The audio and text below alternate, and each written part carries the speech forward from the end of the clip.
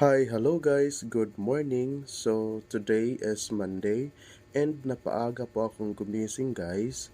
So, nakaligo na po ako ngayon and naghintay lang po ako sa oras para papasok ako sa opisina. So, anyway, nakaligo na po ako. And since pagising ko ngayon guys, may tatlong tauhan po na nagte-text. For sure is ya lang to. May nagte-text and nagchat-chat din po and may miss call. So ngayon po, sagutin ko yung mga katanungan ninyo. Sir, bakit po ba na yung sa GCash is hindi man pwede yung less than 300? Okay? At the same time, pwede po ba ako makapag-refill ng less than 300? That is a very nice question, guys. So, I don't know if that question will be having, yung ibang driver natin is meron pong the same na katanungan sa tanong po ni Sir ngayon. That is why I decided to create a video while I'm still waiting for the time for me to go to the office. So, there are three that I would like to give discussion. Number one guys, pag mag-refill po tayo gamit ang ating Visa card or any Mastercard or credit card, pwede po siya. Ang pinaka-minimum is 20 pesos and yung pinaka-maximum is 5,000. Uulitin ko po, pag gamit po natin ang ating mismong physical Visa card, physical Mastercard, or credit card, yung minimum po natin guys na pwedeng i-refill is 20 pesos up to the maximum of 5,000. Okay? Yun yung sa mga cards natin. And number 2, if magpapa-refill po tayo guys gamit yung mismong GCash app, verified GCash app natin sa 7-Eleven, sa Producers Bank, sa Malayan Bank, or any ACPay affiliate stores, ang pinaka-minimum po guys na ating ma-refill is actually 300 pesos. That is the minimum and the maximum is 10,000 pesos. However, the different charges are for Visa card or Mastercard or credit card, only 1% sa total na amount na i-refill mo plus 5 pesos.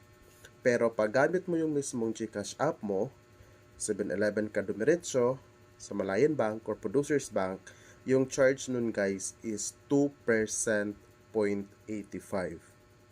Sir, just to clarify, ang yayaman na ni Maxim tapos bakit pa kayo nagpapacharge? And again, I have to make it clear and to clarify, kahit ilang milyon pa guys ang i-refill mo, walang ni piso na charge na papunta kay Maxim. Ang charge po niyan guys ay mapupunta po sa ating merchant partner, or tayo yung merchant nila sa partner natin, yung channel or sa mismong partner natin guys.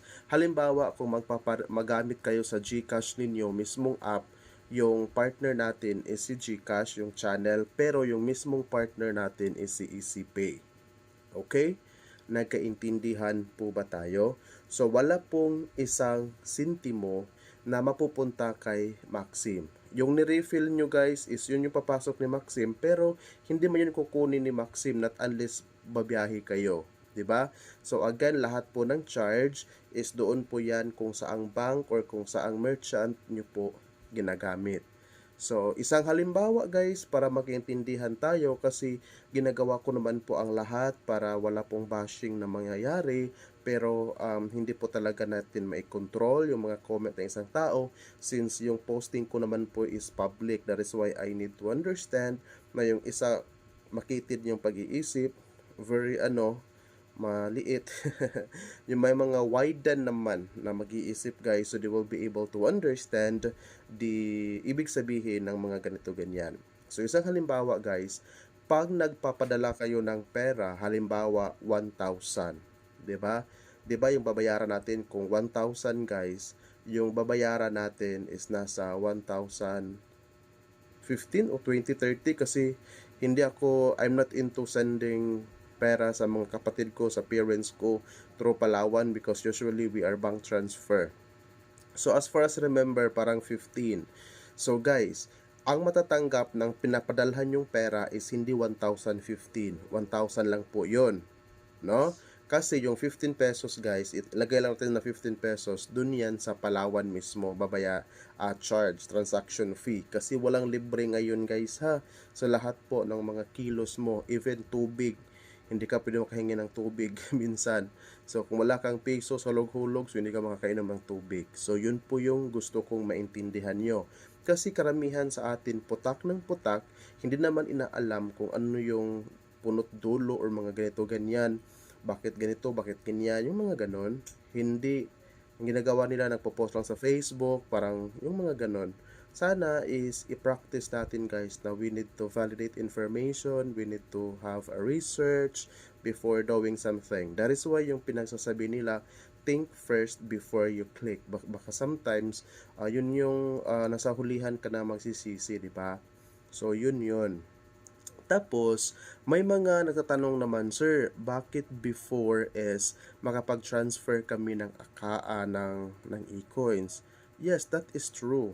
But, yung nangyari guys is may mga hackers or fraudsters or scammers na nanghahack ng mga bank tapos nire-refill yung mga laman sa bank sa mismong taxi driver and binibinta nila sa pinakamurang halaga. 'Di ba?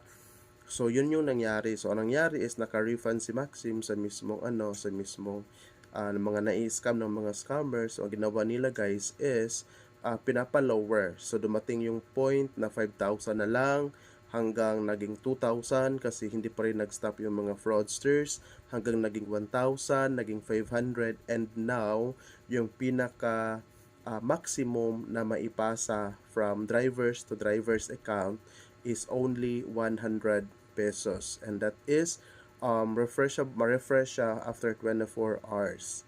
So kung ngayon po nagsisend kayo ng 100, bukas pa kayo pwede makapag-send ng 100. But take note, I strongly discourage everyone na magre-refill po through driver to driver because hindi man natin lalahatin, may mga iba na may mga account and nagpapa-as if po sila na loader sila or refiller sila. So guys, minsan may magpapasend ng 200, 300. Please take note of it. Bawal at bawal po yan guys. Okay lang kung gagawin nyo yan, pero pag nai-scam kayo, wala po kaming nire-refund ni piso. Okay? So maliban lang po if kaibigan nyo po yung mismong nagtatransa kasi kilala mo. Pag hindi, nakikilala mo lang sa general chat or sa Facebook, wag po kayong magsisend ng any GCash amount since pag masend nyo na ni GCash, wala po kaming access noon. If they will be pretending na makapag-load sila, makapag-refill siya, I strongly recommend na i-refill niya muna kasi pag hindi nyo yun babayaran is I have the access or I have the power to return back the money sa sender. Pero pag GCash kayo magbabayad, hindi po ako GCash employee and I don't have any access with GCash system.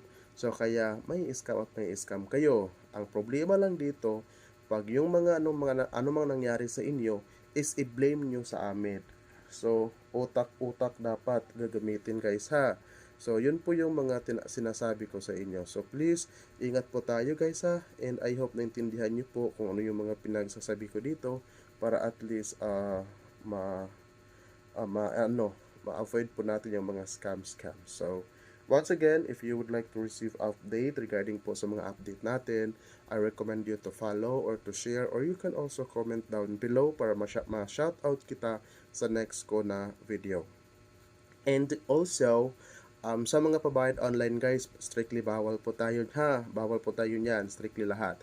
Pag may ni-refer tayong mga baguhang driver, educate them, let them know, help us na hindi po sila mai-scam. So again, lahat po ng mga pinapabayad ng papabayad online, that is a scam. So see you guys on my next vlog. This is Christopher once again, aka Chris Loloy PH, and don't forget to share of course and to comment down below para kita-kita tayo and may shoutout ko kayo sa next video. Bye bye guys and good morning.